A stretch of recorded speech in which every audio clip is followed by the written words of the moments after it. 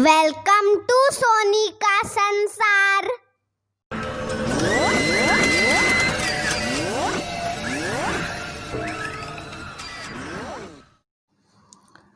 आज मैं आप लोग के साथ शेयर करने जा रही हूँ हरितालिका तीज में क्या क्या सामग्री की ज़रूरत पड़ेगी और इसकी पूजन विधि क्या है।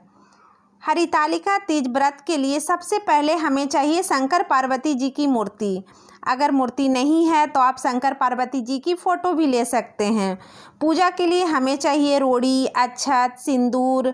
अगर आपके पास सिंदूरिया है तो आप वो भी ले सकते हैं। चढ़ाने के लिए कपड़ा, साड़ी, अगर साड़ी मन है तो साड़ी भी चढ़ा सकते हैं। और पान, धूपबत्ती, श्रृंगार का सामान आपकी इच्छा पे है, कोई भी श्रृंगार आप ले सकते हैं, लेकिन चूड़ी, सिंदूर, बिंदी ज़रूर रखें और साथ में पीस भी लें और साथ में कुछ मीठा भी ले। ज़्यादातर हरितालिका तीज में अनरसा, गुजिया ही लिया जाता है, लेकिन वो आपकी इच्छा के अनुसार है कि आप कोई भी मिठाई भी कुछ ले सकते हैं और कुछ फल भी लें। हरितालिका तीज व्रत की किताब और शंकर जी की पूजा के लिए बेलपत्र, बेल, फूल, माला, कुछ भांग के पत्ते और मंडप सजाने के लिए केले के पत्ते। ऐसे तो केले का एक मंडप ही मार्केट में मिलता है, तो अगर इजीली मिल जाता है इस टाइम, अभी तो कोरोना के कारण कहीं मिलता है कहीं नहीं भी मिल रहा है, तो अगर इजीली कहीं पे मिल रहा है तो आप ले सकते हैं। चलिए पूजा करने की विधि बताती हूँ। पूजा करने के लिए सबसे पहले एक चौकी लेंगे, उस चौकी पे कपड़ा बिछा देंगे। आप चाहें तो कलर पेपर भी बिछा सकते हैं। उसके बाद उसको गंगा जल से शुद्ध करेंगे और उसके ऊपर मूर्ति को रखेंगे। अगर मूर्ति नहीं है तो आप फ़ोटो भी ले लें। बहुत जगह बालू रख कर पूजा होता है, तो अगर आपके तरफ होता है तो आप 2 बालू का छोटा छोटा ढेर लगा लें और उस पर भी पूजा करें।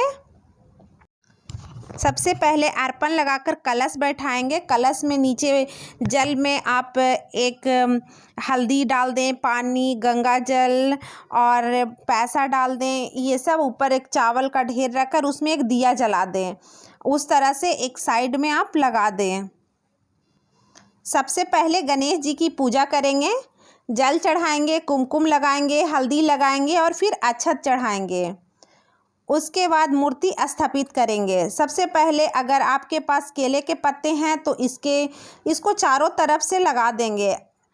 ऐसे तो तीज के समय केले के पत्ते का मंडप भी मिलता है, आप वो भी ले सकते हैं। इसके बाद माता पार्वती को सिंदूर लगाएंगे। ये सिंदूर 5 से 7 बार चढ़ाना है। अभी सुहाग नहीं लेना है, सुहाग अगले दिन सुबह मॉर्निंग में लिया जाता है। और सुहाग लेते समय हम जितनी बार सिंदूर लगाते हैं उतनी बार वापस भी लगाया जाता है। उसके बाद शंकर जी को माला चढ़ाएंगे, फूल चढ़ाएंगे, गणेश जी को भी फूल चढ़ाएंगे और बाकी पूजा विधि वही है जो आप करते हैं। शंकर भगवान को बेलपत्र चढ़ाएंगे। ध्यान रहे बेलपत्र कटी ना हो और 3-3 के ग्रुप में हो। समी के पत्ती चढ़ाएंगे। गणेश जी को भी दुभी चढ़ाएंगे और शंकर भगवान को भांग की पत्ती, बेल चढ़ाएंगे। और आपके आसपास जो भी सामान मतलब मिलता हो, अभी तो ज़्यादा नहीं कुछ मिल रहा है, मतलब जो भी मिलता हो आप वही चढ़ाएं। ज़रूरी नहीं है कि इतनी सारी चीज़ें को ही चढ़ाया जाए। भगवान भक्त के सच्चे मन देखते हैं, सामान को नहीं देखते हैं। सच्चे मन से भगवान की पूजा करनी चाहिए। पूजा करने की विधि सब सेम ही है, कोई भी किसी भी तरह से पूजा कर सकते हैं, विधि सब एक ही है। और पान का पत्ता भी चढ़ाएं अगर मिल जाए आपको तो ईजिली। साथ में लौंग, इलायची रख कर चढ़ा दें। इसके बाद माता गौरी का श्रृंगार का सामान चढ़ाएंगे। श्रृंगार का सामान में कुछ भी चढ़ा सकते हैं, जैसे मेहंदी, चूड़ी, बिंदी, जितनी आपकी शक्ति और इच्छा हो उस हिसाब से आप चढ़ा सकते हैं। ये सब श्रृंगार का सामान हम पंडित जी को दान देते हैं। अगर उसमें से थोड़ा बहुत हम रख भी सकते हैं, जैसे चूड़ी, बिंदी, उसमें से 1-2 चूड़ी, बिंदी हम रख कर खुद पहन सकते हैं और पहनना भी चाहिए।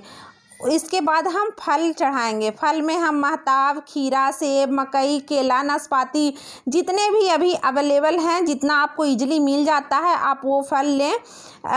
ज़्यादा नहीं तो कम से कम 5 फल को ज़रूर रखें। और उसके बाद कुछ मीठा भी चढ़ा दें। मीठा में अनरसा, गुजिया जो अगर घर में बनाएं तो ज़्यादा अच्छा है, और नहीं तो कुछ भी मीठा में आप ला सकते हैं, कुछ मिठाई वगैरह आप वो भी चढ़ा दें।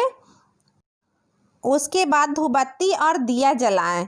दिया कोशिश करें तिल के तेल का ही जलाएं। अगर तिल का तेल नहीं मिल रहा है तो आप घी का ही दिया जलाएं। उसके बाद हरितालिका तीज व्रत कथा पढ़ेंगे। मार्केट में यह किताब इजीली मिल जाएगा। ये हरितालिका व्रत कथा के नाम से ये किताब है। अगर इजीली मिल जाता है तो ठीक है, आप वो किताब पढ़ लें।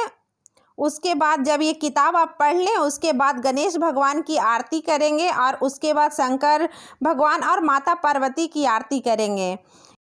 इसमें घर के सदस्य को भी शामिल करें और इस माता पार्वती और शंकर भगवान से अपनी पति की लंबी आयु की विनती करें। और उसके बाद रात में जागरण करें, गीत गाएं, भगवान शंकर और पार्वती जी की गीत भी गाएं।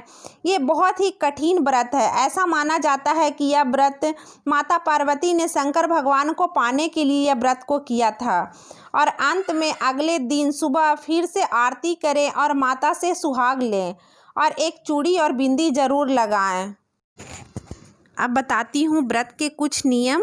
इस व्रत के कुछ नियम हैं, जैसे कि आप एक दिन पहले नहाए खाए होता है, उस दिन लहसुन प्याज नहीं बनाते हैं, और रात में सरगी बनता है, और सुबह जो 4 बजे के पहले सरगी को खाया जाता है। दिन भर निर्जल रहकर इस व्रत को किया जाता है। अगर गर्भवती हैं तो आप जल ले सकते हैं, फ्रूट्स भी खा सकते हैं, बीमार हैं तो भी ले सकते हैं, लेकिन ऐसे ये व्रत को निर्जल किया जाता है।